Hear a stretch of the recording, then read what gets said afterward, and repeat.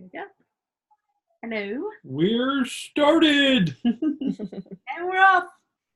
All right. After we've caught up now on who grew up where, and Craziness. we're saying that because we just found out that Jenny and I grew up or spent a lot of time in the same area of Northern Virginia. So that's pretty interesting. But that area is so congested. So I mean, I've met people here and there. You're never going to see them. You could grow up in the same city and not run into anyone. Mm-hmm. All right. So first on the list is, what would you do? So this is kind of like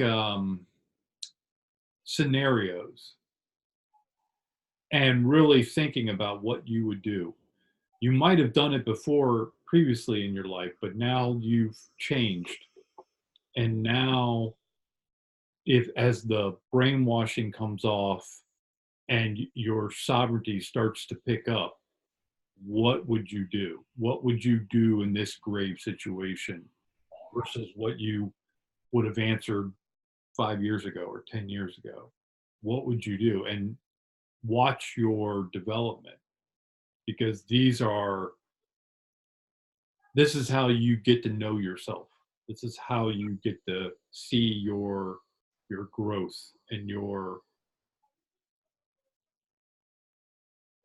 frequency climbing. Mm-hmm. Yeah, it'll show you your programming, because if you respond with a survival mentality versus a mentality or fear mentality, or and you get the adrenaline pump or the anger or the fear, or the protection, or or are you going, isn't that interesting, how would I approach this? And you have a whole different perspective on why and what's happening and how you would respond and not react to it. Yeah. And we've been having conversations about what we're doing right now is we're developing our sovereignty. Well, what does that mean? That means that everything that you're attached to in some way has to be detached. It doesn't mean it needs to go away. It means you need to detach from it so you can learn its true value. The true value of things is we don't really know, because we have this value that's based on brainwashing, so it's overinflated. Mm-hmm. So we're learning, and the only way we can truly begin to be sovereign is to build our context, which is everything that you're attached to, breaking that, getting rid of the inflated value so you can get down to the real value. And then you learn your context by all the real values. Like, what does this family member mean to you? What does this friend mean to you? Not the overinflated value, but the real value. Yeah, I was listening earlier to Joe Dispenza. He has How to Break the Habit of Being Yourself, and he does things about rewiring your brain thoughts. And his analogy used today largely fits this, which is Pavlov's dog. You had Pavlov's dogs, they were triggered, to want food when the bell, because they were trained that food would come with the bell. But then breaking that attachment to that bell and the food is, the bell rings and there's no food, and the bell rings and there's no food, and then the dogs then no longer relate the two. And I think what he was talking about was this whole attachment to people, places, things. What does it do to you? What is it what kind of personality comes forward for you, or what kind of thoughts come forward for you based on that person or based on that situation? And it's putting space in there so you can recognize, oh wait, that's a program, because it's so embedded in our subconscious we won't even recognize it unless we're aware of it. Yeah, kind of break that. Now, that's an interesting point. I think it's valuable to look at that, but also realize that the ringing of the bell and the dog salivating for the food, and then later on ringing the bell and there's no food, so the dogs learn not to salivate, that's still programming. Mm-hmm. So but taking over your sovereignty, you learn to program yourself instead of somebody else or something else programming you. Right. How do you respond to that bell ringing? Yeah, it's you making a choice. Oh, look, Monday Night Football's on. Okay. I mean, and saying I've got to pay homage to their schedule, to what they want, instead of saying, I'm not going to do that. I'm going to go do that. This is what I really want to do. But you've got to find out what you really want to do. In order to do that, you've got to learn true value. And detaching. Yeah. And detaching. And the only way you can really learn true value is detaching from everything in your life, and then put them back based on what you learned from detaching from them. Yeah. And I think a lot of people are going to wait until they have to. Yeah. Right.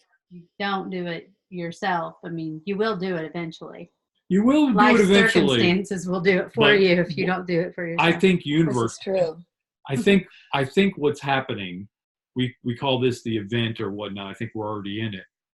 Is the energies universe gets involved whenever it needs to. It's involved in our lives all the time, but it's usually kind of in small respects. Now, because of all the things that have happened, the cabal, I'm not pointing at them. I don't want to be a victim, but now I think universe is saying that phase is done. You've learned what you could learn.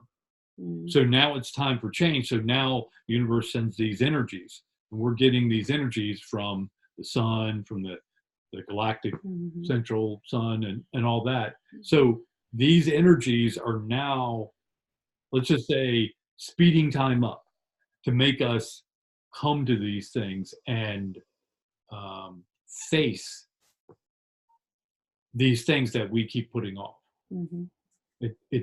It's making it so you can't avoid, or it's not as easy to avoid. The consequences of avoiding are growing greater. It makes you uncomfortable to avoid, almost to be more comfortable just to face it. It builds that. Used to, it was more comfortable not to face it, and and then just ignore it. Yeah, now it's things are coming to the surface to where you have to deal with them, or else you can't move on. It's like, no choice. Yeah. I mean, you always have choice, but I think that choice is getting more and more uncomfortable and expensive to avoid. Yeah. You still can avoid, but you're just going to be more and more uncomfortable. You're going to have trouble sleeping at night. You wake up the next morning and you're going to realize you didn't sleep that good, and it's all because you kept avoiding this. And that's where like the stress that someone can take over, and it is almost like a demon that you need to exercise out of you, because it becomes so bothersome with your body to where it is causing a reaction to where you have to get it out of you and deal with it. So it is like very much like almost a possession of an attachment to you. So yeah. That's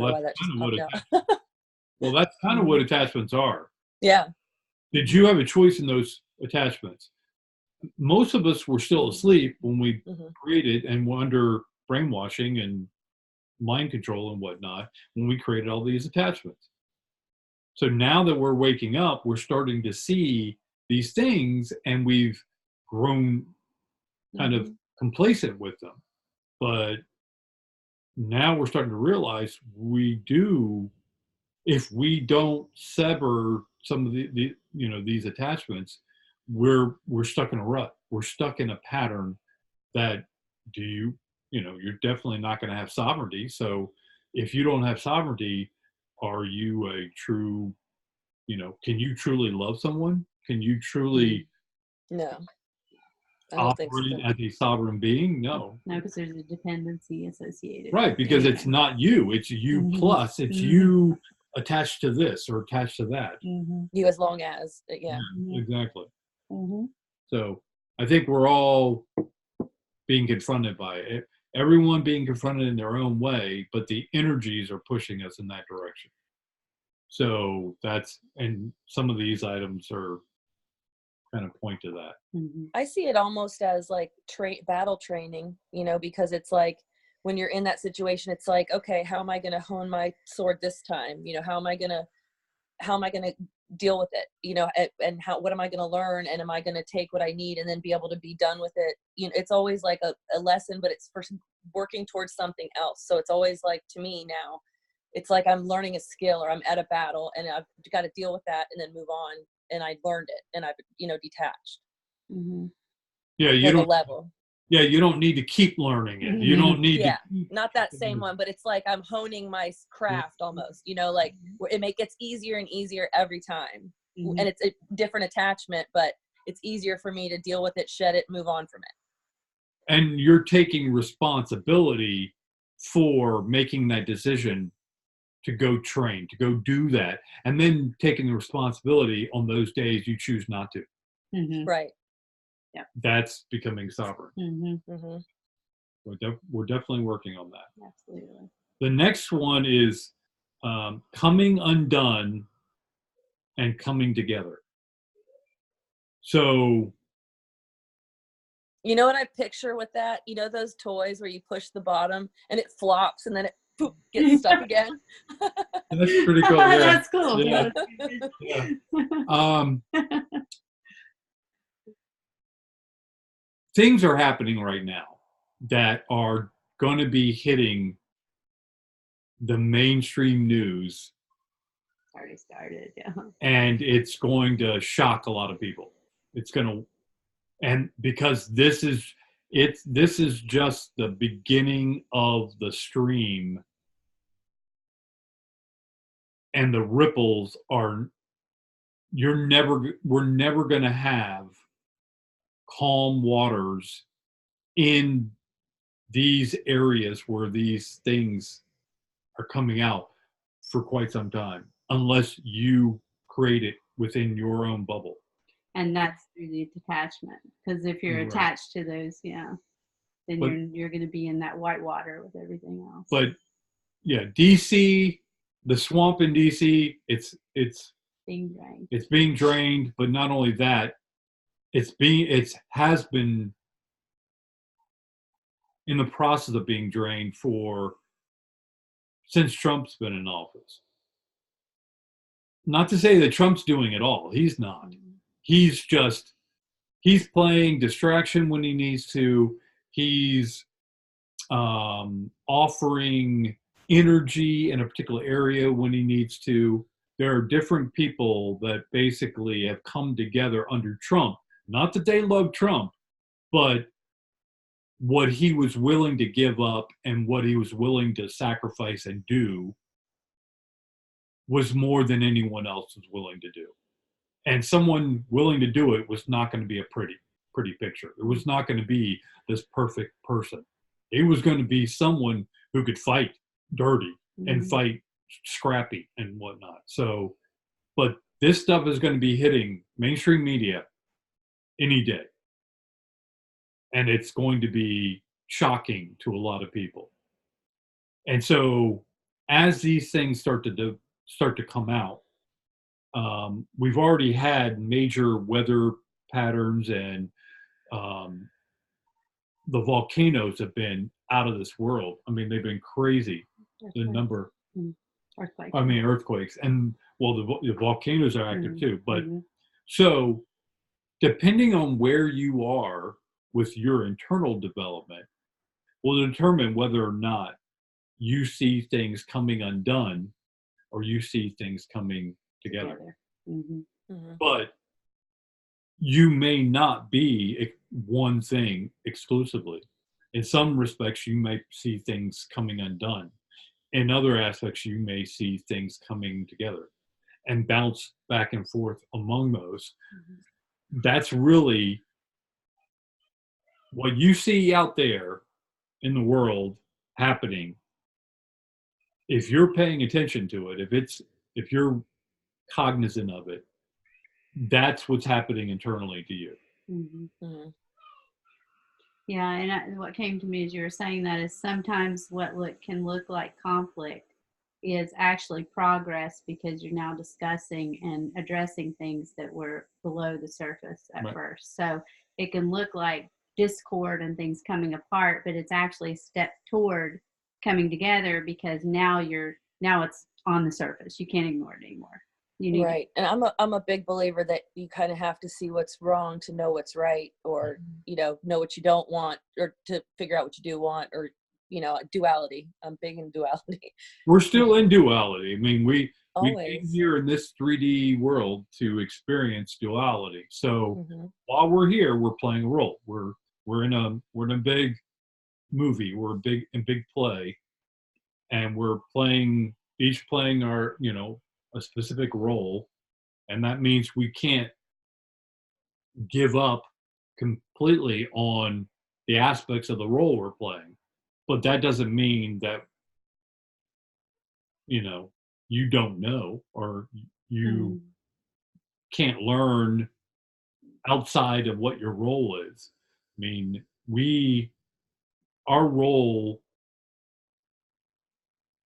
that there's plenty of actors that are play roles in a movie, and they say the lines and everything, and then later on when you talk to them, they're like, well, I know that's not true. And they're holding two different, they're living this life, but then they're playing this role. Mhm. So I see that as the brainwashing and mind control starts coming off, that start to happen. And then eventually the role you're playing will start to go in parallel with where you are. Mhm. But until you believe it, until you can go to bed at night and it doesn't keep you up, and you can wake up the next day and it doesn't shock your world too much, or that it keeps you in a fairly calm place. Once you reach that place, then that's transmuted. If it's something like, I mean, we've had many conversations like this.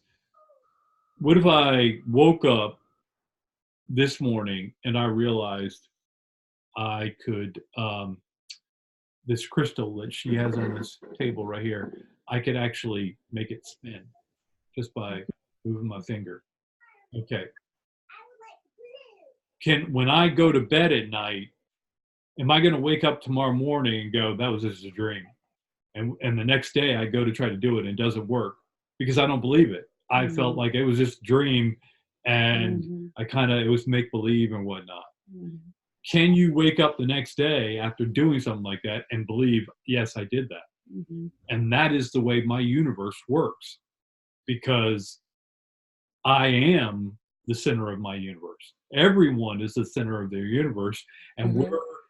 we're bumping into each other and kind of sharing energy and impacting each other, but only as much as we allow it.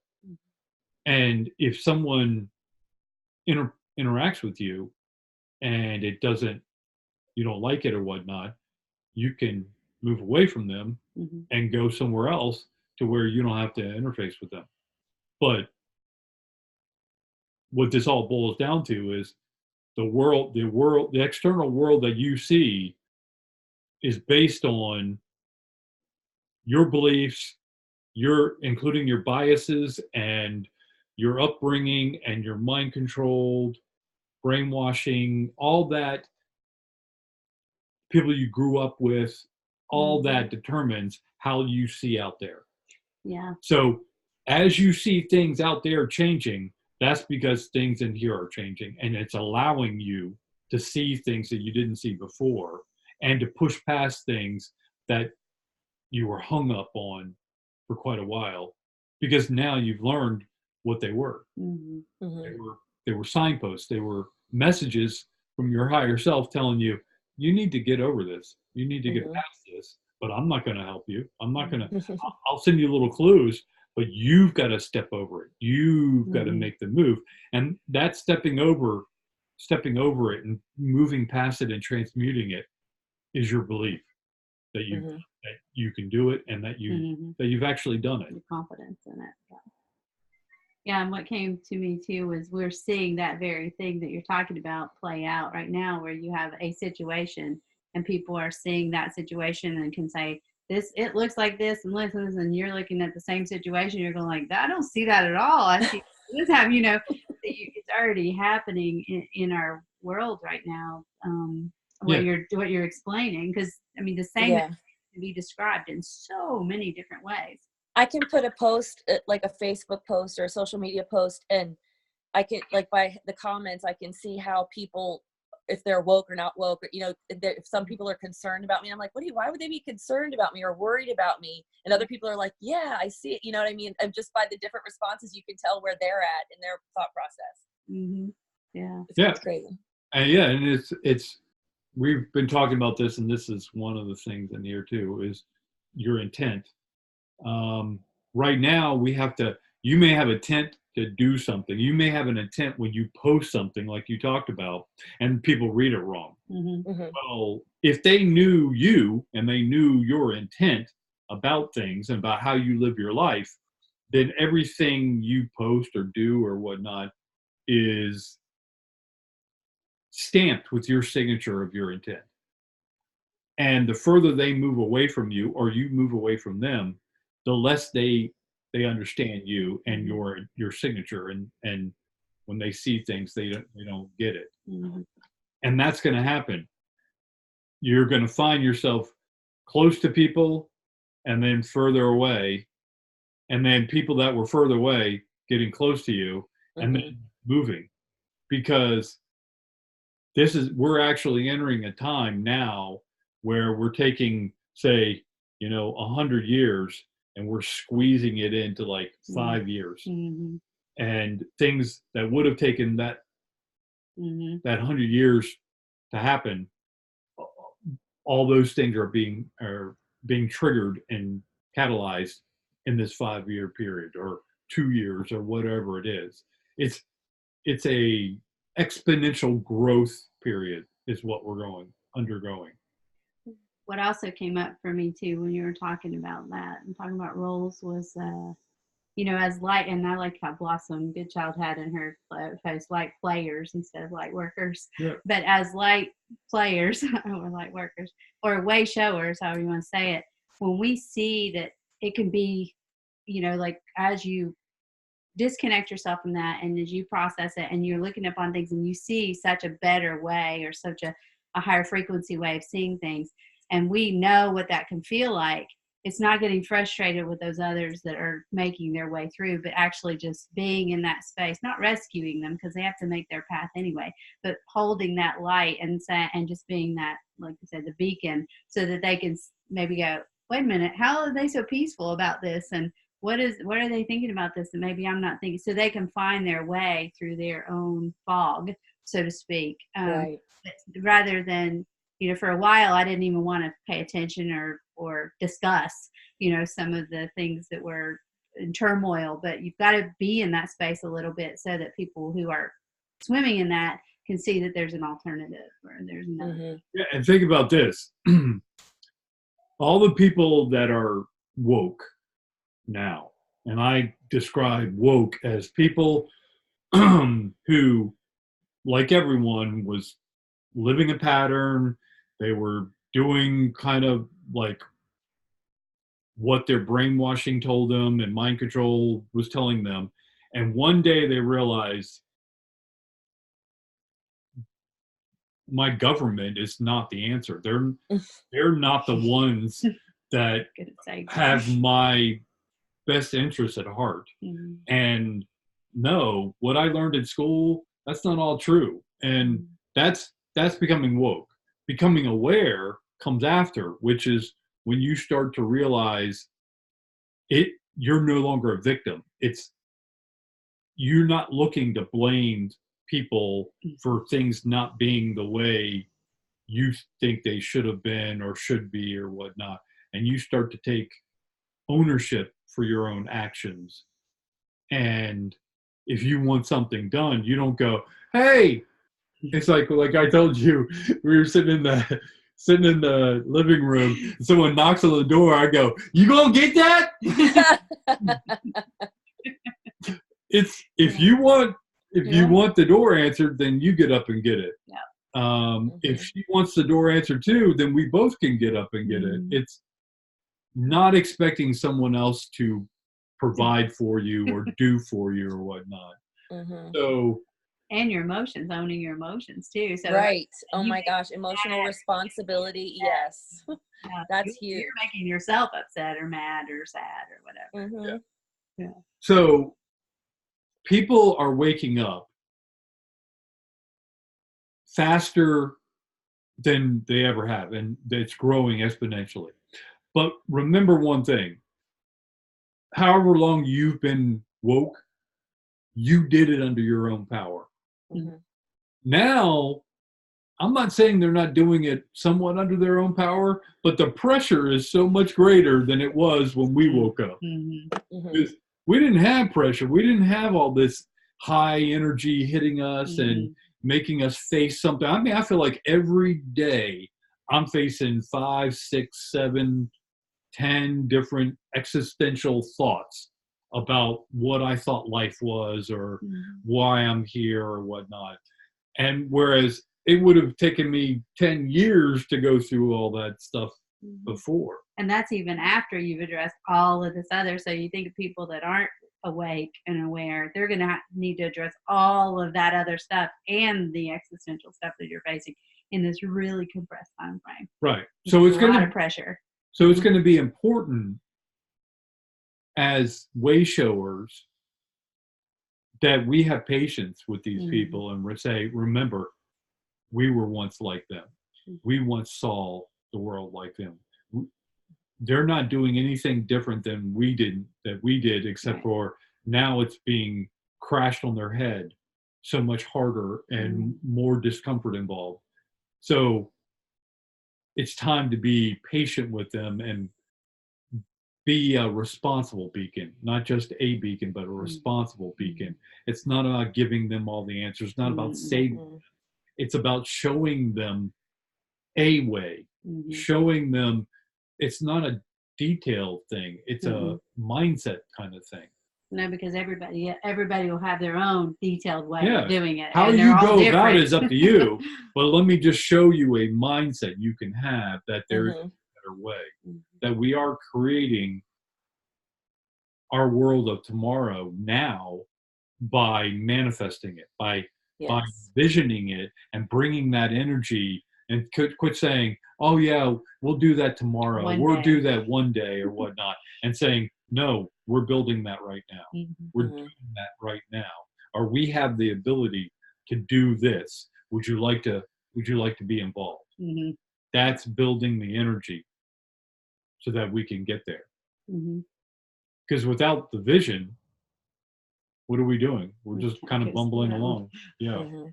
Yeah, when we get to that one. All right, the next one is before you have any conversation or you do anything, what is your intent? Before, we didn't have to worry about it. We were mind controlled and we just went about. I got the impulse. I want a chocolate fudge sundae. I went and got a chocolate fudge sundae.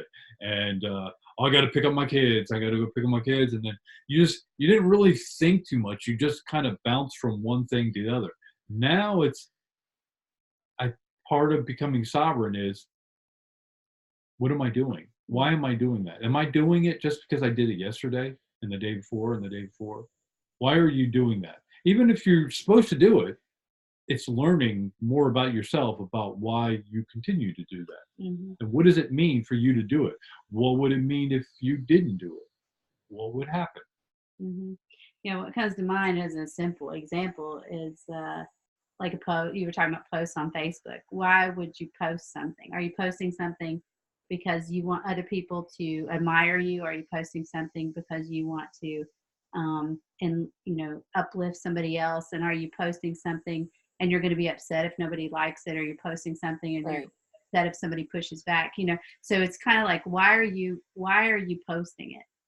And the real why. You may say one reason why you're doing things. You may say you're doing things because it's for the betterment of somebody else. But really getting into well, what is it that's coming back to you? Like, why are you doing those things? Are you doing the charitable activities just to make you feel good or to relieve your guilt or the whatever? But it's really getting clear about what's that intent of why, and knowing that when you take that action, that intent is there. Stated or unstated, your intent is in there.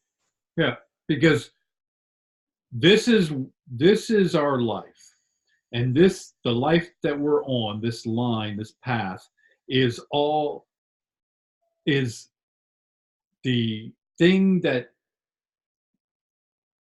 is surrounded by attachments and where you are in the moment as far as awakening and becoming aware and whatnot. That's where you are. What you say you are is something else. And we say we are because what we think we should be or the pressure we put on ourselves. And what we're becoming sovereign is marrying those two up so they're one and the same. Mm-hmm. You walk the talk, you talk the walk. It's all one thing. You no longer are one thing in one situation because you're dealing with one person or this group, and then in another situation you're another thing or another being or operating under another protocol because of another person or another group. It's, if you're sovereign, you're the same being no matter where you go. Yes, you adjust to what's in the given situation, but your intent comes forth. It's almost like it precedes you into the room. And no longer do you have to justify to anyone who you are. You are who you are, and your intent precedes you, and they know you by that. They'll either deal with you or they won't deal with you because that is who you are, not what you cave in to them. Yeah. And that veil is getting thinner and thinner so that people are feeling the intent much more. I think that's how, telepathy and stuff goes on, because you can feel people's intent regardless of what they're saying. And if you, and the reverse of that too, I'm sorry, I didn't mean to cut you off, but like allowing others to be who they are too, like allowing others to be their sovereign selves. Yeah, exactly. Yeah. That's what I had. I mean, because for a long time I was like, I am me and people are going to accept me, but I wasn't doing it for others. I was still expecting other people to perform for me, or do what I needed them to do. And I was getting butthurt when they didn't, and so I had to have that mirror shined like right in my face. So this was not just like a few months ago, probably, that I realized when I went through my shadow, like hardcore shadow work. And I was acting out everything that I didn't like, or getting it back. Yeah. What also a simple one is, if we say and thinking about this is you, and this is what you say, and this is what you say, I'm not living by fear anymore. Fear isn't a driver of mine. I only live by, pure intent, and I'm following my bliss or whatever. But if you do anything out of fear, like, oh, I need to go to work today or else I'm going to get in trouble, or I need to go here or they're going to get mad, or, which has some essence of fear, then your intent is still, you still have a fear embedded in there. Right. To please others, to keep it easy for yourself, to keep everything. Yeah. To keep it down. Plus it complicates itself. Yes. Yeah. Yeah. I mean, you walk your path. You also create your path before you step. You make your next step. It's kind of like you're creating your footprint even before you step in that place where the footprint's going to be created. Yeah, it's funny you say that, because now I remember manifesting the life I have now, and I was able to manifest a life where I did not have to get up and go to work, so I could go through all this dark night of the soul. And then now I literally, if I don't want to be around people, I do not have to be, and that's just a blessing in itself, being, empathic and trying to go through spiritual ascension. Right, but you're doing kind of a little bit about what I'm doing. I've secluded myself, and I've been secluded for a number of years now. True sovereignty is you don't seclude yourself. You don't hide. You don't. Well, I don't hide. I mean, I think I went through all the okay, but I'm not Virginia customer service, and then now I just don't. I had all the people training. I put my time in with them people. Right, but all you did was respond to the detail. Your mindset says something else. So that's up to you to deal with. Yeah. I'm talking about myself. I'm Yeah. saying when I become sovereign, I go where I want to, when I want to. There is no avoidance. There's no avoidance. There is the path I'm on and where I want to be at any given time. Nothing about the external will affect that. I'm actually shining the light wherever I walk in the external world is adapting to me. I'm no longer in reactionary mode, adapting to it. Right. So no one can point to the finger at you and say, you're doing this or you're not doing that. The day comes when you just do, no matter what someone says, no matter how many people point the finger at you, it absolutely has no impact on you. It doesn't mean that you don't have observer status. It just means that external stuff going on is a reflection of what's going on internally. So if you need to address something, you're not going to address it out there. You're going to address it in here, and it's going to be reflected out there. That I can't wait for that future. I mean, I know it's here, but we're still not sovereign. So that means we're walking this path, but we're saying we're walking this path. It's not one and the same. So now we're bouncing into each other because no one knows. We're trying to figure the it out. True you. It's like it's like Marco Polo. I'm over here, and then you move. I'm over here, Marco Polo. And you're not who you say you are, and it's not your fault because guess what? We're all suffering trauma. All of it. Yeah. You can't come here to this world in 3D and not be suffering trauma. That was part of the deal. You go through trauma, repeated trauma, certain types of trauma for your mission, and then you hit rock bottom, and then you start climbing out of it. And that climbing out of it is your path, not only to sovereignty, but transmuting all of these traumas that are, if you want to see them as negative energy, you're transmuting them into positive energy. You're proving your godlike status. It's kind of like we're gods in training. What is a god? I don't know what a god is. All I know is universe was built for us. If you don't think that, then you're suffering trauma and you're trying to find a happy medium somewhere. And that's your sovereign right to do that. And right, no one can tell you. And I mean, I'm not going to argue with you. I'm just going to say, this is what I'm doing. I'm finding my path back to sovereignty, which is marrying up my higher self with this person right here is a shard of my higher self. If I think of myself as 100 units of sunshine, I'm 1 unit of some cloudy sunshine trying to make it really happen. Yeah. I was going to say dumbass. That's our inside joke. Yeah, exactly. Your little mini tornado in there. Yeah, exactly. But the key point is we are creating our footprints before we create our footprints. We're basically saying, I'm going to step there and my footprint's going to be this big and it's going to be this deep. And then I go there and I make it and I go to think about my next footstep and I look back and go, it's not quite what I thought it was. I said it was this because I'm still dealing with trauma. And how you look at what you see when you look at that footprint based on what you described it before you made it, and then compare it to what it looks like after, that difference is your trauma. And only you can work through that trauma and tell you and figure out what it is and what's causing it and which of the reminders in your near world are the one that's causing this distortion right here. Yeah.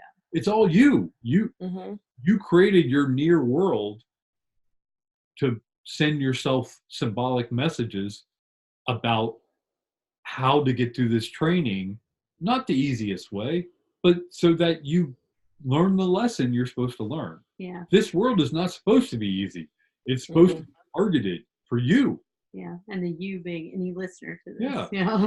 Yeah. Any listener. The great thing is that we could be 7 billion people on this world, all living our own perspective of this world at the same time, and they're all different. Yeah, that's like we were talking about. What was it you said yesterday? You could be speaking, and I could be hearing German, and you could be. Yeah. Right. I was like, How do I know that I'm not speaking German?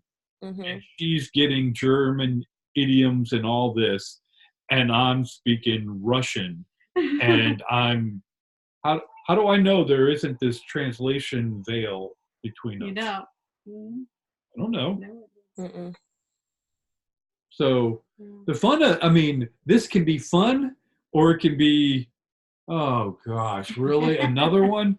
It depends on your perspective. Yeah. It depends on your attitude. Are you a treasure hunter or Yeah, a survivor? Are you surviving or are you living? Mm-hmm. So I think it's a beautiful thing, all the messiness, all of it, the tragedy, the life's grand design, every bit of it to me is a beautiful just symphony of everything. I love it. And I used to be very, very like hurt all the time, you know, very emotional, very sad and in pain and blaming, you know, but I don't know, it's like you start out blaming everybody else, then you blame yourself, and then you realize it just is. It's just exactly the way it's supposed to have been. And I'm kind of at a place where I think I know as much as I'm gonna know until I'm ready to know more. And then by gnosis, I seem to be getting what I need that way. But I'm never worried. I'm never really concerned about needing to know more. I don't know. Lately at a very content place. Not that I'm not having drama and things come up, but it's just kind of like, okay, but you know, like we were saying, observing it and just kind of, how are we going to deal with this, instead of being like, oh my God, what's going on? Oh, what, you know, and just having to like run away or not deal with it at all. It's, I don't know, life is just completely shifted. And that's you. Yeah. Meanwhile, everybody nobody else's life is right now. Perspective. So are you going to worry about what they're doing? Are you going to allow their worry about what you're doing to affect what you're doing? Are you going to say, you know, thank you for your concern, but I got this. Mm-hmm. Even if I wanted you to take care of it, you couldn't, because you got yours to take care of, and you have no idea all the trauma and everything, all the lessons I've learned to date. So there's no way you would be handling it per your perspective, not mine. Yeah, I'm always like, no worrying. We don't want that energy out in the universe. No worry energy. Let's just love and good intent and love. No worry. That's what we're working back to. Is how do you learn to love? How do you learn to not worry? Well, the only way you can really get there is to be sovereign, because sovereignty, if you're sovereign, what is there to worry about? You're doing what you want to do. You're making your world before you step into it every single moment. Everyone else is doing the same thing.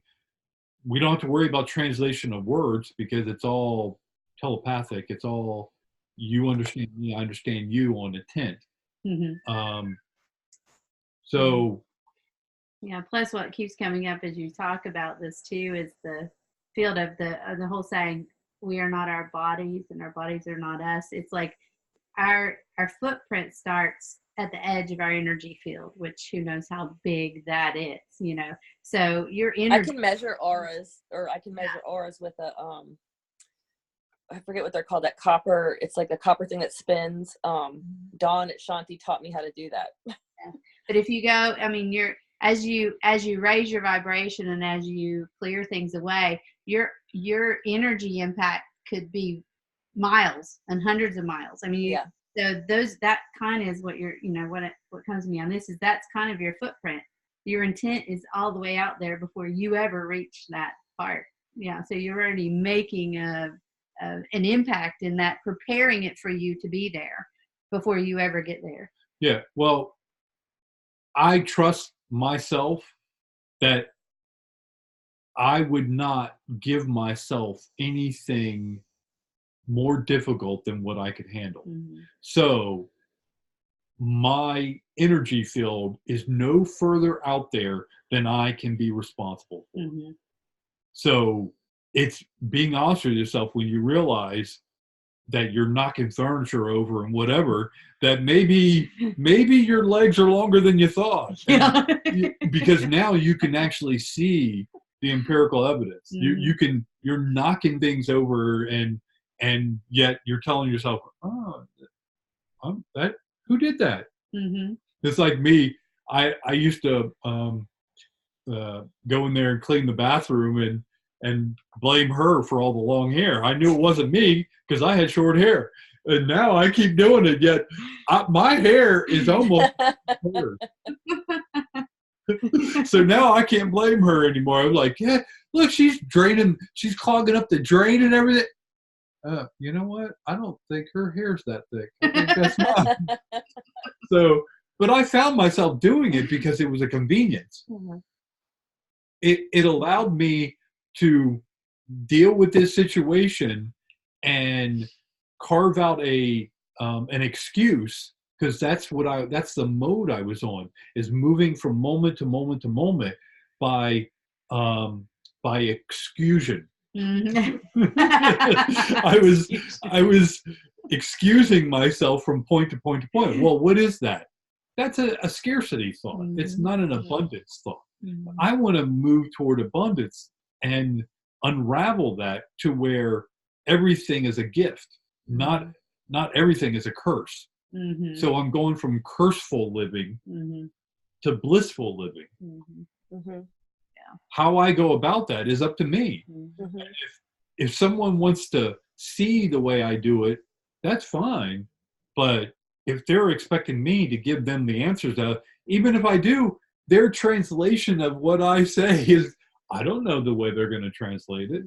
It's like trying to fit out somebody else's fit something. I was thinking teeth are so individualized. It's like fitting, right, yeah, like a retainer. fit your teeth and put it in my mouth. It's not going to work. You know, you've got to have your own. Yeah, like I said, even if I could package this thing and I get it perfect, I find my way to sovereignty and I package it, and I've got manuals and just instructions and everything, and I handed it to anybody, it wouldn't work.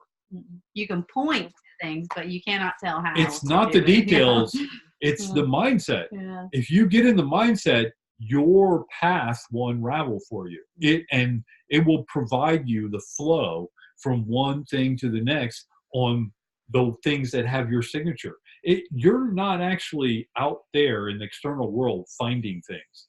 Mm-mm. You're doing it internally. So all you're doing is unwrapping them. Mm-hmm. You're unveiling them so you can now see them, because you can't see them while you're biased in here, while your vision is limited in here. Mm-hmm. That's what limits our vision out there. Mm-hmm. Right, the vibration raises and everything starts to become visible, and then more will become visible and things will disappear that are low vibrational. Exactly. That's how I see it. And like if I ever walk into furniture or anything like that, it's because I was thinking out of my lane or something. You know, usually it's because I was out of my lane in some way, shape or form, and it's like, hey, get back into your own lane.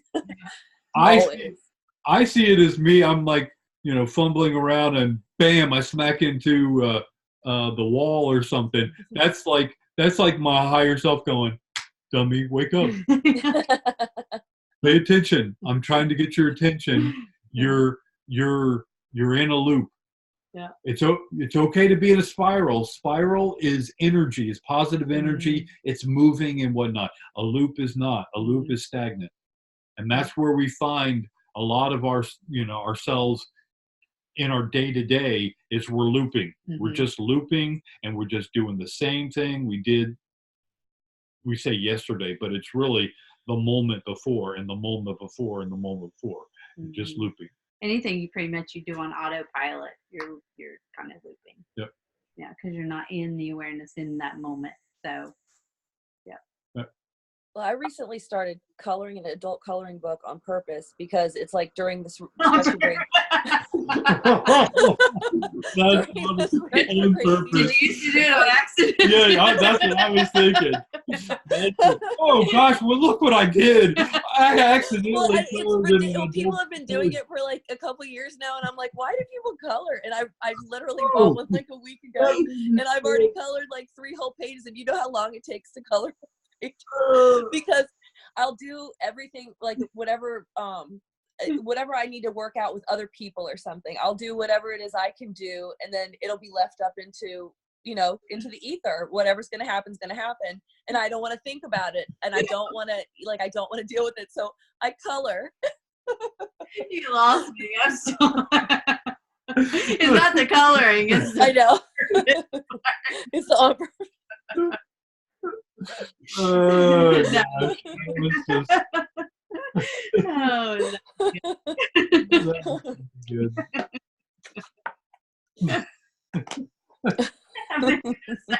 story. Anyway, just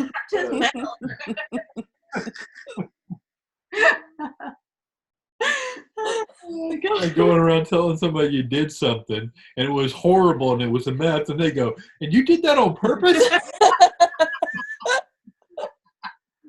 Yeah, I'm going back again tomorrow. You want to go? Hold my beer, watch. Yeah, exactly. Hold my beer. Watch you.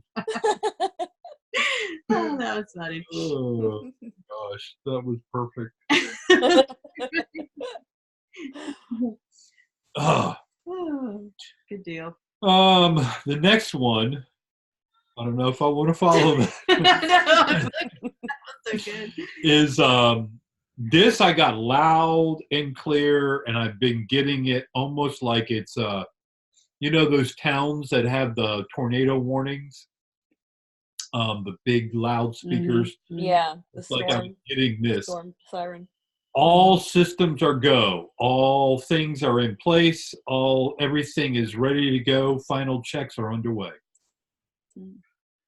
So this thing that we call the event, yeah, it's it's not a one trick pony. We've already kind of like been leading up, doing it. in The stages. energies are shifting from hidden, mostly hidden, hidden from view from the masses, from being shown by mainstream media, so it's kind of off camera, and it's been morphing and moving around and whatever, but we haven't been able to see it because it's been off camera for a lot of people that didn't have the eye to see or the ears to hear. And now it's getting ready to go and become like right on in your view. You can move around it and you can ignore it, but you cannot ignore the consequences of ignoring it. That's where it goes back to it's so uncomfortable to ignore it. You Exactly. can't. Yeah. So this is going to be in mainstream media. What they tell you is going to be their truth, their narrative. That doesn't mean it has to be your truth, because your truth is your existence inside your world. It is what you say it is, not what someone else tells you it is. Yep. That's becoming sovereign. And allowing, the important thing that comes from that is allowing everyone to have their own interpretation. Yeah, and finding their own pathway. But it's not bad or good. There really is no bad or good. It's wanted and unwanted. What I prefer or do not prefer. That's how I try to word it. With intent or not. But the bottom line is, where do you spend your energy?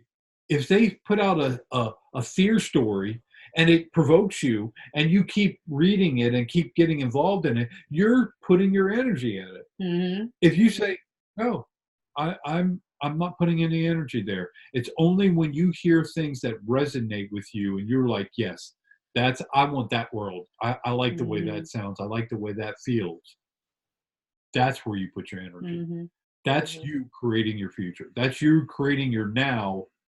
And your now is your future coming to the now. And if you read something that sparks any emotion in you, that's a place you can look for some programming, because that could be sparking an emotion in you because of something in your wiring, so to speak, that is still residual there.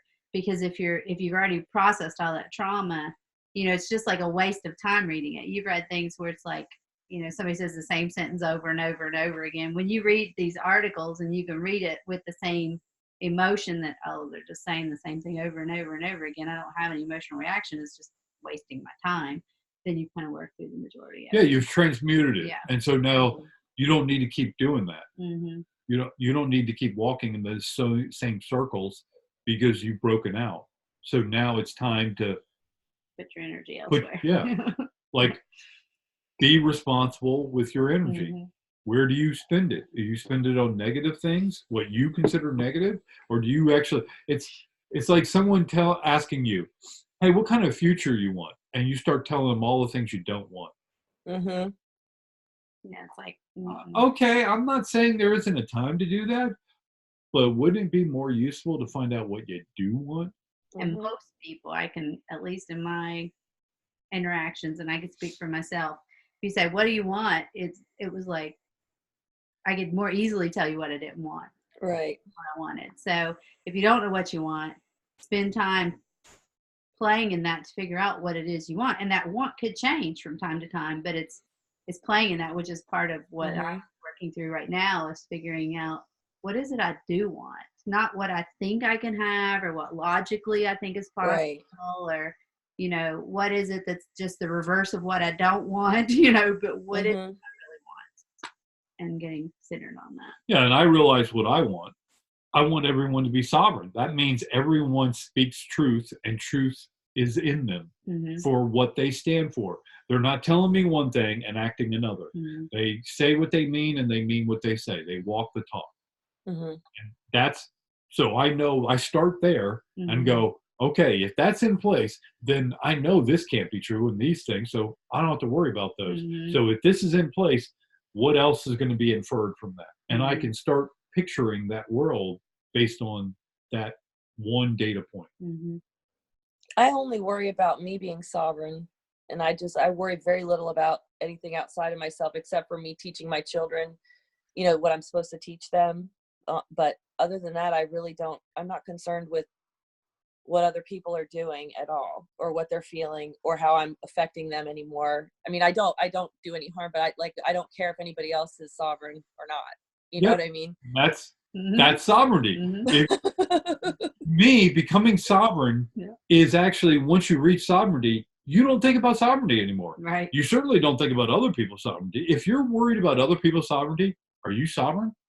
Yeah, it's just a responsible sovereign, like you said before. You're not stepping into their sovereign, keeping them from being sovereign by based on what you're doing. But, there's being sovereign, and then there's being a responsible sovereign, meaning you're true to yourself, and you're true to any interface, any relationship you have. You're not going to, overstep your bounds. I'm here to save you. I'm here to help you. Oh, well, are you really helping them? Well, here's some money. That might not be the best way to help them. Are you being responsible to them and to you in your interaction and going forward? You're right. You shouldn't have to worry about someone else's sovereignty. It's, I'm going to take care of mine, you take care of yours, and we'll come together. So when I say I want everyone to have sovereignty, basically all I'm saying is I want true sovereignty with myself. And when I'm, wherever I walk, I'm going to be a beacon that says, I'm sovereign, how about you? I'm sovereign, how about you? Or you're probably going to really only attract other sovereign beings just because you're vibrating. That's why most of us don't hang out with anyone. Well, think about the world. I mean, if you are being sovereign and you're interacting with beings who are not sovereign, it's more work, so to speak, on you to make sure that you're not encroaching upon their sovereignty, because they're not going to hold themselves. You know, Right. if you knew they were sovereign and you're sovereign, then you could just, you can kind of let yourself go and Right, be. but That's she- why like Wings on the Ground feels so good, because we're all either sovereign or working towards intentional living and being that way. But Yeah. she's got the right answer. Most of them won't be in your I don't- sphere. I don't worry about it. Mm-hmm. If I Oh, worry yeah. about your Yeah, that's your true. sovereignty, then I'm impeding. I'm impeding your sovereignty if Yeah, I'm that's worried true. about it. I should focus on what's in here and is my intent shining forth through my acts and Mhm. the way I transfer, excuse me, energy. Mhm. Let everyone else worry about themselves. As soon as I start to worry about Yeah. someone else, Yeah, that's I'm true. transferring That's negative true. energy towards them and saying, I doubt whether or not you're being sovereign. Yeah. Mhm. Well, it's like, it reminds me, there's my business, your business, and God or Source's business. And whose business am I in? Yeah. I need to only be in my business. So, yeah, you're right. That's Yeah, what that's we got to true. get to is That's true. you take care of your stuff and no one else's. No one else's, Yeah. unless they come to you specifically and actually tell you, this is what I want. Mm-hmm. Can you help me? Mm-hmm. Yeah. You don't And then assume you've got a contract with them. it. Mhm. But otherwise, if they don't ask for it, you shouldn't be giving it. Yeah, You shouldn't even be worried about it. that's true. Mhm. We're becoming responsible, sovereign Mhm. beings in that regard. But it takes a lot. We've got to get rid of a lot of trauma, Mhm. and we've got a lot of trial and error to get there. Mhm. But we can do it. It's Mhm. And think about it. If we don't do it, then what are we going to have? We're going to have a place where we're at right now, where people say one thing and they do another. What's interesting is I think the easier recognition of that is going to be when things are negative or there's tension or like think no or wrong or whatever. What'll be the more difficult things to unwind, I think, are the charitable things. I don't Because people think it's a good thing. We've been programmed that way. But we're learning. Yeah. What's coming online is knowledge. Things that you're like, wow, how did I know that? I do it to you all the time. Mhm. I'll tell you about all this other stuff, and then I go learn about it. I'm like, wow, Yeah. how did I know that? Mm-hmm. Yeah, I think The knowledge just came online because Right. I opened my cup to it. Mhm. I took out all the obstacles to knowing that thing, Mhm. and thereby allowing myself to know it. Plus, you'll feel it too. You'll sense, like, if you. I feel. I mean, I love to give. I love to give, and the old me would have. If I had $1 million, or $1 million, if I won the lottery, I'd buy everyone in my family a house. Like I would want to take care of everyone. But now I use my discernment where to give my charity, and because I feel like it's my part of me being a spot. If I'm not helping others, then what's the point anyway? But so I do it every day in some way, shape, or form. But I use my discernment of where it should go or how I should do it or what it never. I don't know. I never have a question about it. Yeah. I never think I shouldn't do it. Well, a lot of people have to learn how to help be good aid workers and be good sovereign beings. Because sometimes you want to help someone and the answer is no, you Mhm. shouldn't help them. Someone Yeah. else should help them. Or No, that's when I give to the food bank or something, because that's always someone that needs help, and you don't have to be specific about it. You can just be general about it. If you go general, then you're helping, but you don't have to be, you don't have to think about it in those situations. Yeah, I understand that. You're saying I mean, because it's more of a need. Yes, that's what I'm saying. We have to address needs. Yeah. Like if you feel like you need to do something, then what is that thing that's making you have that need? Yeah, I don't know if I need to. I just feel like it's just being being a part of in the world. Like I want to give. Yeah, I just want to. It's not even like I need to. I just want to because I like to. I don't know. I just like to. It doesn't matter who you give to. It matters. Well, I just use my discernment about it. There's no I don't have any thought of I'm only going to give to this or give to that. In the moment, if there's something to give and I want to give it, I'll give it. And if for some reason I don't want to, I just won't. What I've had to sort out, and I'm still working on this myself, is when I get that impetus to give or to feel like I need to give or do something for somebody, it's like going back to why is that? is it because I feel guilty about that, or I feel like sometimes, and I recognize this, is I want to give because I don't believe they can do it for themselves. And then it's like, why would I believe that? Because then it's encroaching upon their sovereignty. So it's like, then I have to go, okay, well, it's better for me not to do it, because then unless they specifically ask me for something, or and even then I might not, because that is really, I'm in their business. So that's why I say it's a little harder, because for me, I can speak of, because I have been a giver my whole life, and now that my sovereignty is coming online, I'm realizing, ooh, okay, well, I'm kind of stepping in.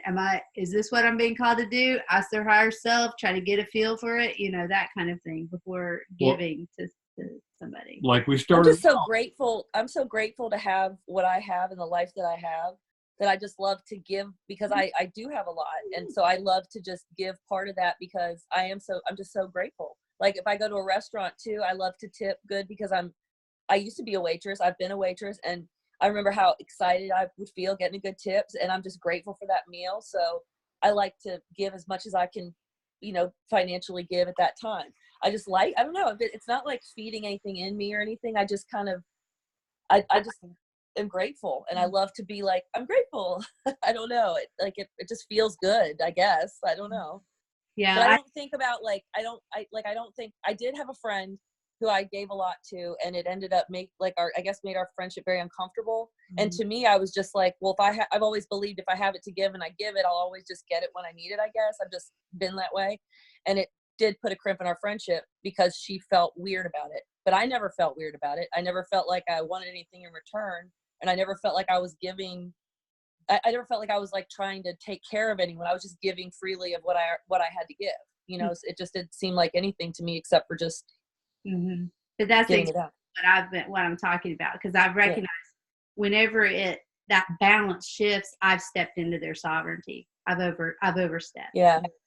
And so that's where it's really, that careful deliberation about why, and paying attention to what's my intent, and reading from them, what is this going to do to them when they receive it? If I was in their shoes, what would I, and right. So, I mean, there's a lot of that unwinding.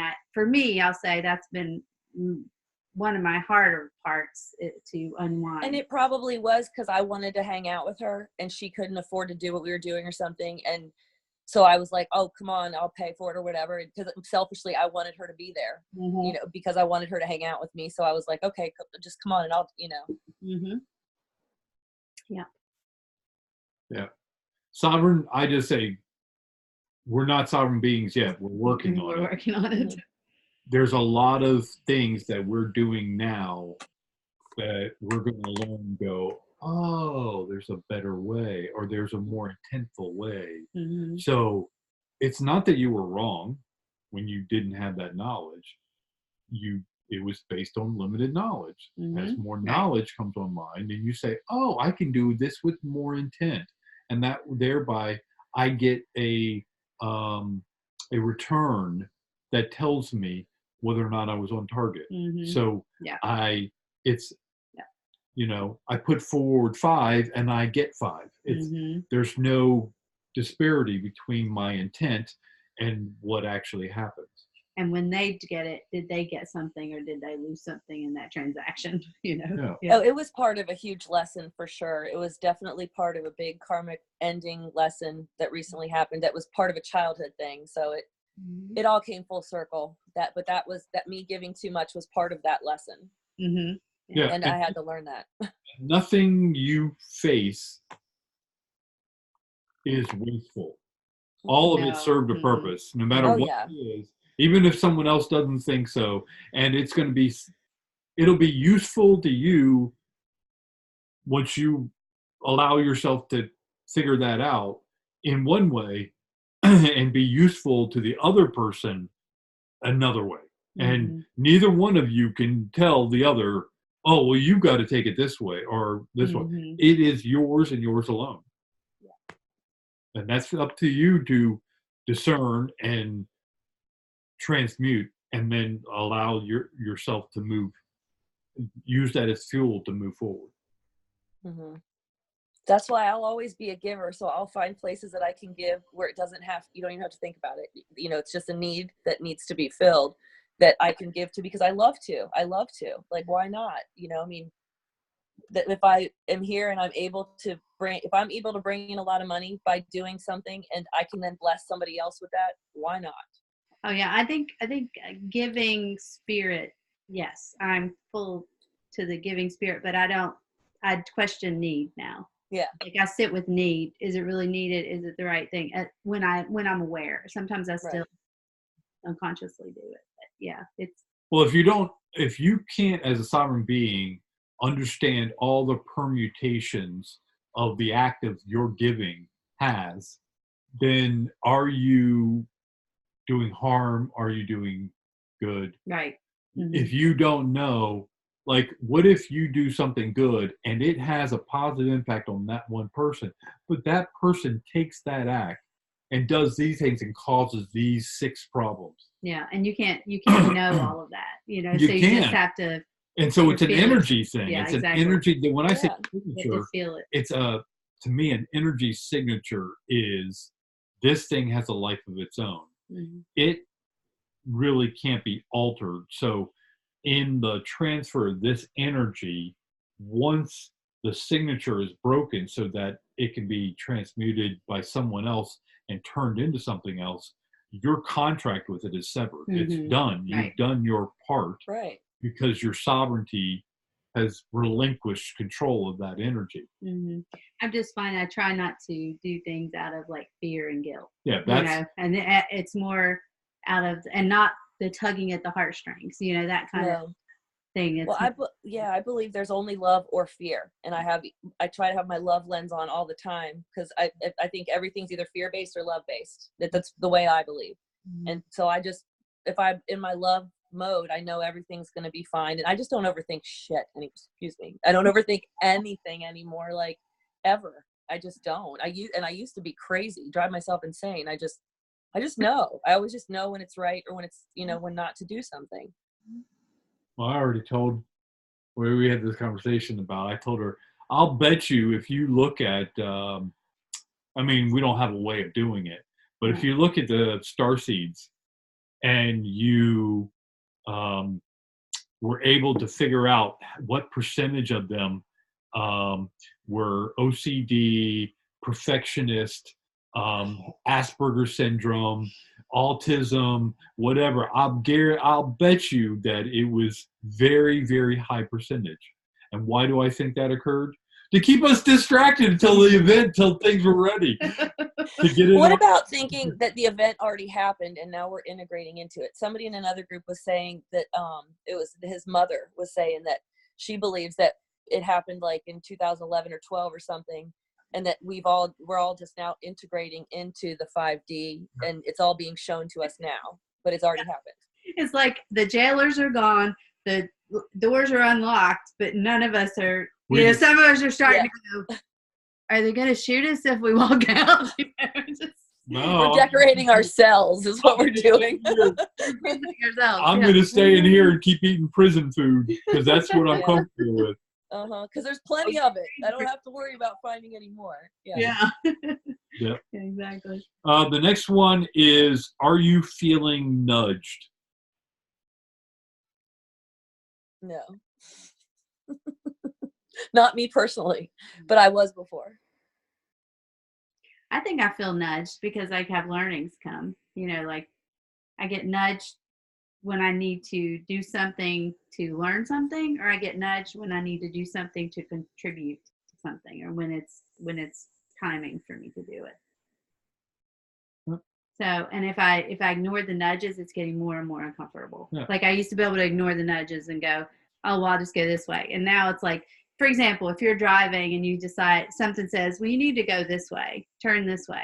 And you're going like, well, why would I turn that way? I'm just going to go on this way. And then you get on that way and it's like, then it routes you back to that way. You know, it's like the universe is creating it to where it's going to take you longer. It's going to be more uncomfortable, but you're going to end up in that place anyway. So for me, nudging, trying to get attuned to those, you know, prompts or nudges or flags that are raising, makes life a little more free flowing.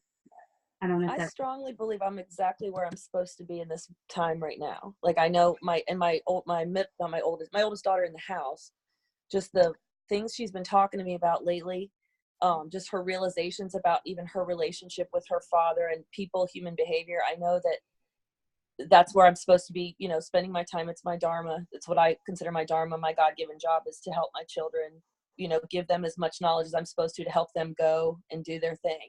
So that's where I'm focusing my time now, is that my 10 and 5-year-old and my grandson, you know, doing what I'm supposed to do with them and the family role that I'm playing with them until I can then buy a van, get a dog, and hit the road.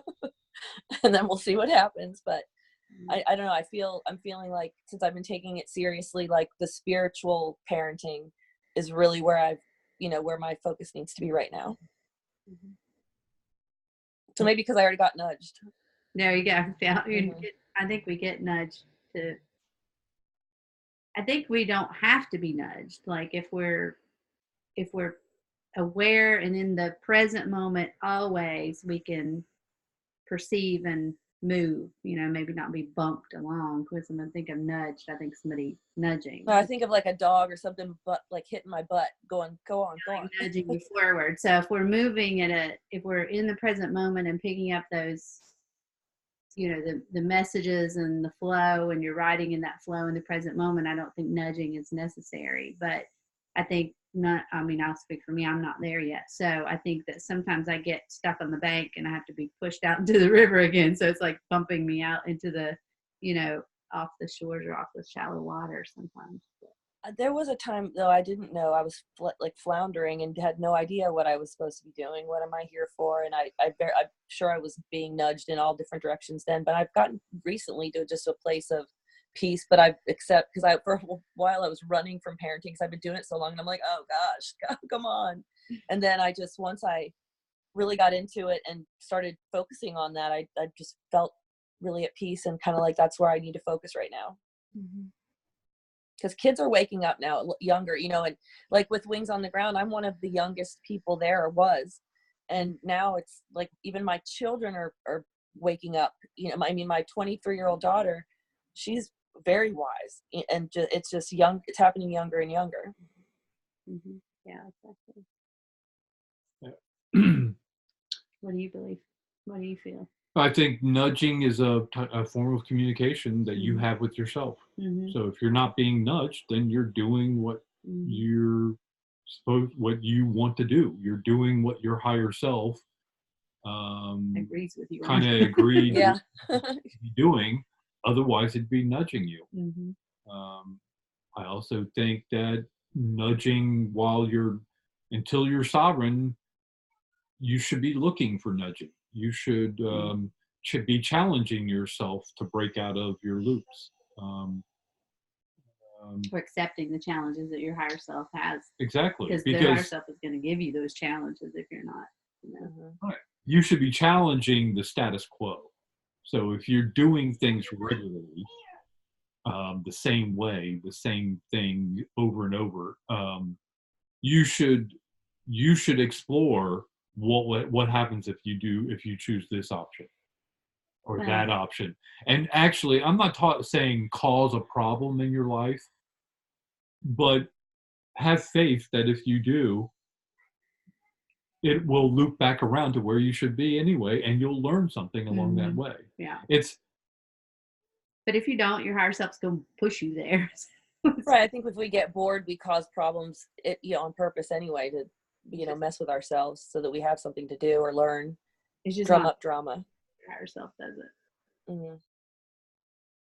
yeah, that's what I'm saying. If you do it yourself, and you can see that you're doing because you chose that option, you can say, Mhm. well, I'm not going to choose that option again, Mhm. or I'll save that option for when this and this and this is in place. But I would not have known that had I not chosen that option and just stayed in my loop. And I think we've talked about this a few times. I think also as way showers, some of us have held on to certain things and not followed the nudging for a while in a way to try to experience. For some reason, we agreed to experience that, whether it's to be a way shower to somebody else who's experienced that situation, or or what.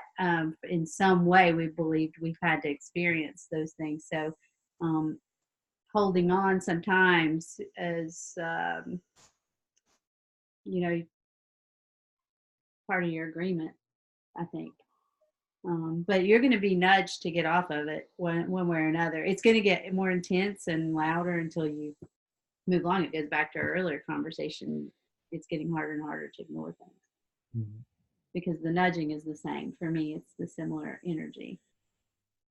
If you don't listen, you're going to be nudged. If you don't respond to this, then it's going to be, and it's going to be louder and louder. Yeah, I until know, you but it's move. still a little bit of fear-based, and I just see nudging as another line of communication with your higher self. Mhm. So I don't want to exclude it. I want to Exactly. say that I have my I have everything's okay line of communication.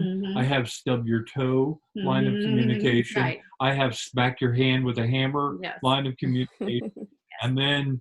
And then I also have I have the nudging line of communication. Mhm. Mhm. I don't want to get to smacking my hand with a Mm-mm. hammer. Mm-mm. So I'm going to pay attention to nudging. Mhm. I'm going to be on the lookout for nudging, because if I get past the nudging, I'm thinking next thing I'm going to be smacking my hand with the hammer, or at least stubbing my toe. Mhm. So I'm okay with nudging. Mhm. I'm like, hey, was that a nudge? Mhm. Why not try and see if it is? Mhm. Like, follow it out with the Mhm. energy and see, does it speak to you? Does it blow away and go, oh well, I Mhm. guess that wasn't a nudge. Mhm. To me, a nudge would have been like feelings within of discontent, to where I would then, to Oh. me, like it would nudge me to not feel good, to do, because I needed to do something else, because like I wasn't happy with my plan right then. Mhm. No, Yeah, that's not what you mean. that's your definition of nudge. To me, nudging is kind of like, It's like an it's intuition it's or yeah, it's something. like an intuition. Oh. It can be positive, it can be negative, it can be like a dark nudging, like, if you don't do this, man, I feel like something's coming Mm. if I don't turn right now. Okay, I'm turning right. Mhm. That's a nudge. But also it's kind of like, hey, I know we said we were going to go to the grocery store and then go right here, but something's nudging me to take. There's a big surprise. There's a Mhm. big surprise right here if I take. Okay, yeah, I had that. Like one time I was going, this cool happened. I was going to a friend's house and I didn't go the normal way. I went around and I came along and I was like, why did I go this way? This is weird. And there was geese lining the road and I happened to catch them right as they all in unison, just like in front of me, took off. I was like, that's why I went that way. But I'd never gone that way before and I've never gone that way again. And Yeah. I didn't even know if it was a nudge. I just kind of went that way, but it was my higher self taking me. I wasn't in control. It wasn't me in control. Mhm. That's Personal, Jenny. That's a nudge. that's a Yeah. nudge. Yeah. Yeah. Nudge is you doing outside of You're something you're normal. normal. Mhm. Oh, Because that I'm nudging all the time then. your normal is brainwashing. It is. I mean, Mhm. whether you You're realize going or to not, in autopilot. this 3D, until you're a sovereign being, you are mostly controlled by mind control. You may have done it to yourself. Yeah, It's it just doesn't, autopilot, and but you it's, have yeah, your it's autopilot. autopilot. It's telling you you have to breathe oxygen, you can't breathe underwater. It's Mhm. all these things that you have the capability of doing, but we tell ourselves we can't. Mhm. It, Mhm. Yeah. it's all of that is brainwashing. Don't be a victim and say someone's doing it to you. Mhm. I just say I'm doing it to myself so I can learn a lesson. Mhm. But Mhm. anything that gets me off of that normal thinking is a nudge. Mhm. Yep. That's what I'm talking about. I think the nudges are occurring, especially for the star seeds and the way showers and all that. Mhm. I think the nudging's happening more and more and more so that we experience instead of just get through. Mhm. That's just my opinion. Yeah. The next one is obstacle course of your own making. I really liked adventure. I made my obstacle course. Yeah, Mhm. whatever you want to call it, your adventure of your own making. No, I mean, I liked it. What I'm saying is I created a really interesting obstacle course for myself. So did I. I know what you mean. I think I understand what you mean. Yeah. Well, Yes. everybody did. Mm. Some people may say they don't like it, Mm. but they created it. Yeah. So it's created by you for you. Mm-hmm. So there is no one to blame but you. No. And really, that's You're not to blame yourself. if you Yeah. want I to. put myself into the country club family and then was like pregnant out of wedlock. I was like the major black sheep. I did this to myself, and I had 3 different children's fathers. I was like, I'm a loser. Blah, blah, blah. I had to come out of that box. I've definitely set myself up with like major obstacle course, but I mastered that thing, man. I sure did master that thing. Yeah, it's all you by you. Mm-hmm. So And for you. and yeah, for you. So it's like you're a game designer. You designed a video game that would motivate you the most, that would push you and nudge you the most, that would make you suffer at the right time. You got to remember, suffering is not bad. Mm-mm. It is. Mm-hmm. There is nothing bad in this world. It's things that are desired and things that are not desired. I mean, that's really what it boils down to. Yeah. Now it's transmuting the things that you got hung up on. Mm-hmm. Things that held you up, hung you up in your own game, Mm-hmm. your own video You're game. stuck in the corner. I wanted. Yeah. I've been stuck. Yeah, exactly. Bouncing off the same Yeah, walls. those cars that get The stuck. bumper cars where you get It's stuck. like, all right, we've been stuck in the same car. It's time to go visit the other parts of the park. So that's kind of get out of victim. Anytime you blame someone else, there is no one to blame but you. Mm-mm. You put it there for you to experience. It's a messenger to tell you something. Whether or not you get the message is up to you. Do you have the right mindset? Mm-hmm. We sometimes get stuck in the details, and it's the mindset that allows you to see something or not. Mm-hmm. Well, and even the blame you piece, I'm thinking it's kind of like, so I could see some people getting mad at themselves, but it's more, you did it for yourself, so get curious why you did it that way, or change that energy, because blame of anything is going to have that negative vibration to it. To your I point. had to completely like shatter my self-esteem in order to learn to rebuild myself so that I could love myself. And I know that was a huge part of my life lesson this time around, because it was like coming from that kind of a Northern Virginia family who expects certain kind of things. I also was a huge karmic lesson for them, a disappointment in the perfection that that everybody had to have, from my parents and stuff. I think a lot of times when people grow or have that ideal, they're going to have major karmic lessons happening in the family, in the form of many different kind of things. But I was for sure that for my family, and then for me to then have to learn to love myself after all of that self-loathing was huge. I mean, that's just recently happened.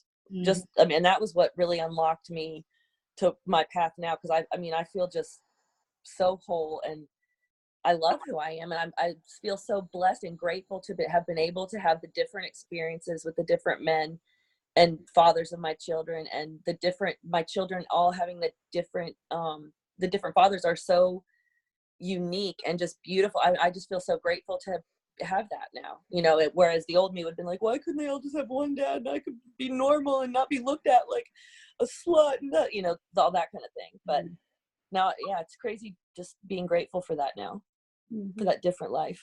Yeah, what came up as you were saying that for me was you had to forget how to not love yourself, because you always knew how to love yourself. Yeah. You know what I mean? So that's what we're doing, is we're forgetting, removing those things, because we are whole and we are full love and we are this energy and sovereignty that we're talking about. So it's peeling back those things that are like shielding that from us, and therefore shielding it from the world. Yeah, I mean, you're looking for your 0 point in your existence, where you have nothing to prove to anyone, so nothing is moving you externally. It's you defining your world and then walking in it and Mhm. making it more of what you want by you being in it. Mhm. Mhm. So you don't have to do something. You don't have to explain something. You don't have to be here versus being there. Mhm. It's you encompassing a constant flow within your sphere of existence, Mhm. um, that you're in the right place at the right time all the time, and all the time is in this one bubble of now. Mhm. You just, instead of blowing a small now and a small now because we keep falling asleep, you're blowing just a one big huge now moment, and you're living in that now. It's like Mhm. never going to sleep. Imagine if you never went to sleep. You never went to sleep, and you did, you never had a break. So you just lived in the same day, but you realize everything that you thought the mistake you made or you should have done or whatever, you had a chance to correct right there on the fly Mhm. and made that the most perfect day. Mhm. Well, when we think about, what came up for me as you were saying that is when we think about energy, the what do they call it when it's energy out of the universe, the central point, the 0 point energy. Yeah. Sort of So whenever we wouldn't need to sleep, because we spend so much energy on future past, other people's business, think about all of that. We are, like you're saying, we are a 0 point energy being. The only reason we need to sleep is because we expend our energy on things that aren't feeding our energy. Yeah, because what is the past? What is the future? It's not the now. It's Mm-hmm. not now. So if you're taking energy that you could be fully utilizing in the now and expending it on the past or the future, you're taking energy out of your current existence of now. Mm-hmm. And you're siphoning it off. Yeah. Yeah. So if you quit worrying about the past is the past, it's done. You don't even worry about your memories because you don't even know if your memories are true. It's just your biases and all the things that you threw together and created that perception. Because if 10 people Mhm. saw the exact same accident, they would describe it in 10 different ways. Yeah.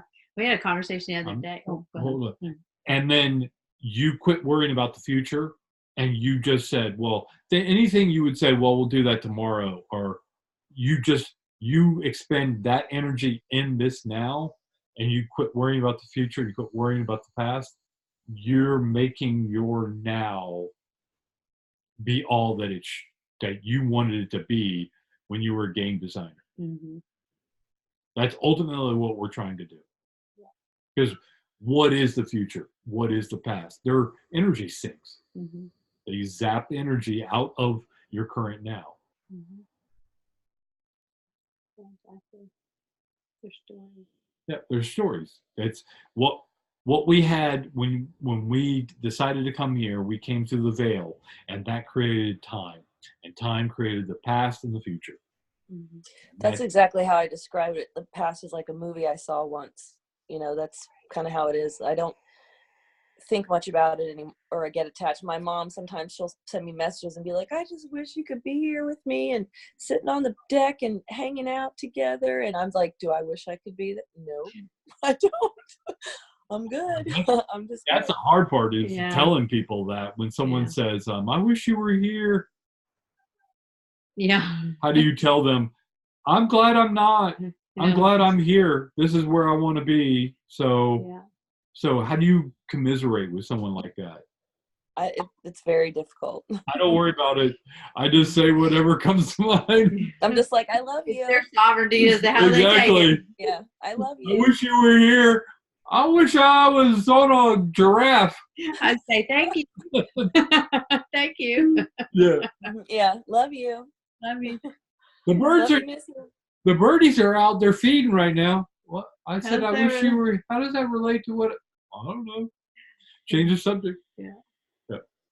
So Well, and oftentimes they don't even want to hear you say it back. Yeah, they don't. Yeah, You're usually just it's sending not. out Yeah, love to you, and we feel like we have to go reciprocate it. We don't really. It's just acknowledgement of the reception of the love they're sending to you. Yeah. Is all that you need. Yeah, not guilt because you're not there, or you need to say back to them that you want to be there, or Yeah. whatever. well, how many times somebody said something that could be taken many different ways, and we take it as they're trying to make me feel guilty. Exactly. And when in fact they may They not be. most often aren't. Yeah, Mhm. most often aren't.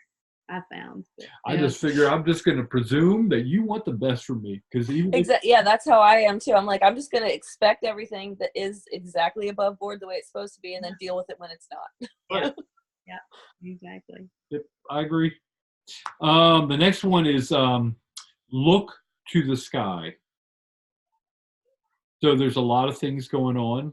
A lot of things been going on for quite a while that are happening all around us, but especially in the sky. So the shape of clouds, Mm-hmm.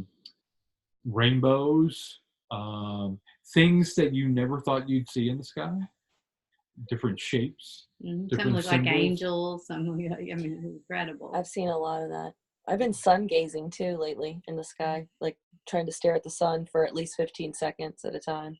Yeah, me too. It's incredible. So a lot of things we learned growing up, but you shouldn't, don't stare at the sun, don't do this, don't do that, don't eat 15 minutes after you exercise because you'll get cramps. Or don't go in the pool. Yeah. Me and my friend had a conversation about that the other day, and I'm like, really? Do you really think that they need to not get in the pool? I think that's a myth.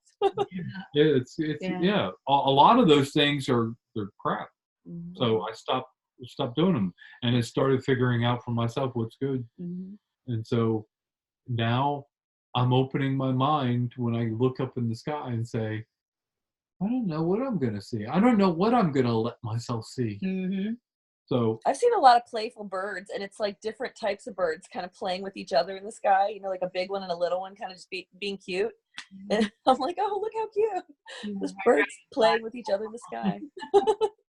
yeah. Yeah. We've got bird feeders out. We've got out in the back room, we've got a really large set of windows, and the bird feeders and one waterer, they're all hanging from the house, from the overhang. So they're right outside the window. And we walk up and we're right inside the window. They're not more than 2 feet from us, and they're watching us and we're watching them. Yeah, it's so much fun. And we've got cardinals, blue jays, titmice, chickadees. Wrens. Now I want to come over and see your birds. Yeah, all thrashers, Wrens, bluebirds. Oh, that's woodpeckers. awesome. Woodpeckers. We ain't had a hawk come down. Yeah, but they wasn't on the feeder. He was way too big for the feeder. What about that one woodpecker? Oh yeah, that one was huge. That thing was a from head to tail. End to tail was that? It was. Oh wow! Or more. And it was on a tree. I think it was. Hey, what are all these birds doing over here? It was hilarious. That thing was huge. It was enormous. I've never seen one so big. But yeah. And it had a big old red head. Mm-hmm. So. And then we have dragonflies. Yeah, we had a whole. I called it a cloud of dragonflies. Oh, that's awesome. A whole cloud of them.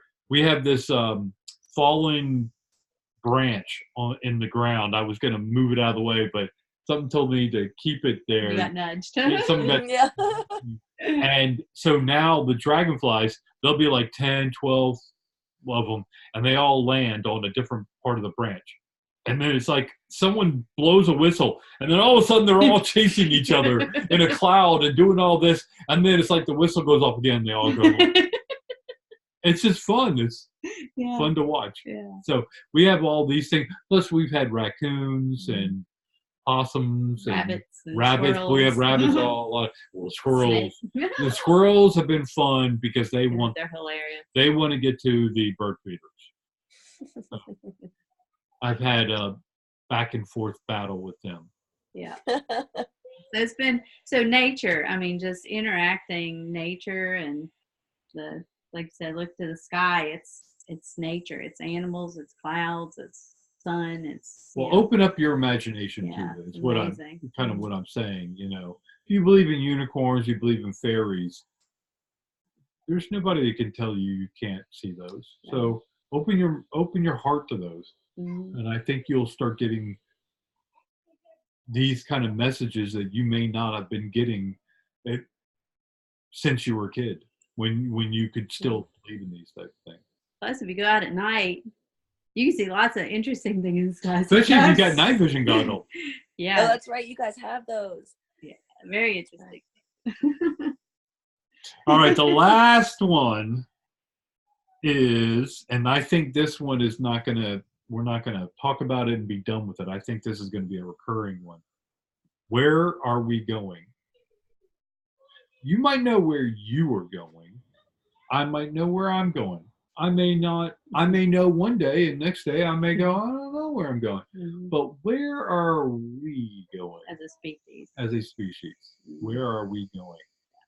There is no one right answer. There is no wrong answers. It's where are you going to invest your intent, your energy, and how are you going to invest it? Mhm. Where would you like to see us as a species? And again, no right or wrong. And it's interesting if you have divergent viewpoints on, that as a species. Yeah, it's like being an artist and saying, I'm going to do a beach setting, and someone else says, I'm going to do a mountaintop with a lake. Someone else says, I'm going to do a desert. I'm like, what? A desert? What? Why would you do a desert? I don't know. I kind of like deserts. Mhm. And allowing all that energy to flow so that we can utilize that to create where we are going. Mhm. I don't even know. Yeah, that's a really good question. Maybe I'll have something to ponder now. I don't know. Yeah, I don't know where we're going. I mean, it's So like thinking about. I'm going to circle this one and say this is a recurring one that we put in every time we meet. Because the I is not going to know. The we will know. The heart will know. Yeah, it's the we. It's And we're connected to our hearts. Yeah, it's that knows. We're not connected to our heads. We're connected. Mhm. And we'll get nudged to that. Yeah. And it's not about knowing the answer. It's about creating the answer. Exactly. Yep, that's right. Together, because we Together. Yeah. I don't want to do this. If I got to the most perfect world, everything is what I wear, and no one else was there, where is everybody? Yeah. That would, I don't want that. Yeah. So I want to get there, but I want to get there with everybody else. Mm-hmm. So co-manifesting a world or a future. Yeah, I guess. We're Co-create. We're co-creating the world that we want to go to from the one we've been inhabiting for the phase we're in. And we've said this. We've talked about it for years. One thing that is how to, in the past, before even going this far, is how do we go into that world without taking any of the old things into it. So that's why we're having to shell away and get sovereign now, because if we recreated a world coming with trauma to try to recreate a world, we're going to recreate something that's very similar or has the echoes of what we. I love my world right now. I'm happy with my world. I like it. There's so much more available to us. Yeah. It's not that you can't be happy with what you have. Mm-hmm. It's we've only been showing ourselves a very small fraction of what's out there. So it's kind of like, I like where I'm at. I like what I'm doing. Well, let me see what else. Let me see what you got out there. Let me see what else is going on. And I can be in more than one place at a time. Allowing yourself to be multidimensional. I can do that now. Sometimes I can just think about an experience that I either had or I want to have, and I kind of I live through it like in my head, or I live through it somehow. I just meditate and it's happening to me. It's happening somehow, so I'm in a very just happy world place. Like I think if we're eternal beings, we're always going to be able to have whatever we can have at any point. There's always, we've all either had it or we're going to be able to have it at any time. So that's where like these moments in my life where I just get to snuggle with my 5-year-old and I'm like, oh, it just feels good right now. Or I like this feeling, or it's a good moment. And I just, that moment's gone, and then I have another good moment or another moment that I like, or I'll just be like, let me make a list of things that make me happy, or let me write my journal, or let me go to the store. You know, it's just I'm just creating and doing everything I want to do in a very simple way to most people probably. But to me, it's like, I feel like I'm just so happy. You know, I just love it right now. But I'm not like, I don't know. It's very just, I'm happy. I'm content, I guess. I'm very content and enjoying it.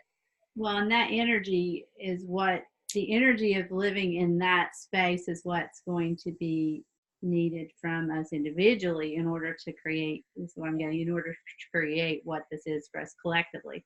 So kind of like the song Imagine All the People keeps coming to mind. It's like, where does our imagination, so we're happy with where does the imagination take us, you know, to what further could happen, or where further could play, because like you said, there's no limit to that. Well, and like if I'm having a visualization of, say, I want to hang out with friends at a campfire and dance around, do drum circle, and I do that in my head, and my friends are with me. Are they with me? You know, because they're living their own realities. But in my mind at that time, they're with me. You know, or I feel like they're with me. Mm-hmm. So is that another timeline where we're all together, or you know? Well, how do we know this existence isn't exactly that? Right. We don't know. We don't know. I think my real living is when I go to bed at night. Mm-hmm. When I go to You're sleep, dreaming. that's when I'm free. That's when I escape the bounds of this 3D, and I'm back to my more like my true self, my true essence of my soul being is free to fly if I want to fly, and dive into the ocean and visit other beings. I can do all that through dreams, and to me, that's more real than being here. That's in a restrictive existence. So what I'm saying with this is, where are we going as far as this restrictive existence is concerned? We are here to heal it. What shape are we healing it into? What does that look like? We're going to get closer to our dream world, but what is that next step from this trauma world? Yeah, because it's like we've talked about, is like ultimately you get back to source, but what are the stages in between? Exactly. Yeah. Yes, we're all one. That's great. But right now I'm playing this role in this 3D world. So now it's almost like we're in the play and we're writing the next act. And no one can tell us we can't do it, because we came here with the ability to do it. So now we're doing it. And now we're trying to, instead of all of us doing it separately and just being mind controlled to do it the way some other being wanted us to all do it, now we're breaking away. That's what the awakening is. And becoming aware is us coming back together and saying, hey, you want to collaborate on this? Yeah, that sounds cool. Yeah, let's start drawing some ideas. It doesn't have to be perfect. It doesn't need to follow a trend. It doesn't need to fit into the old mold.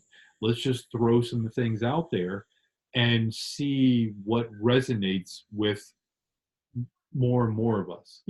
Because to me, it's people and beings will start gravitating to that which resonates.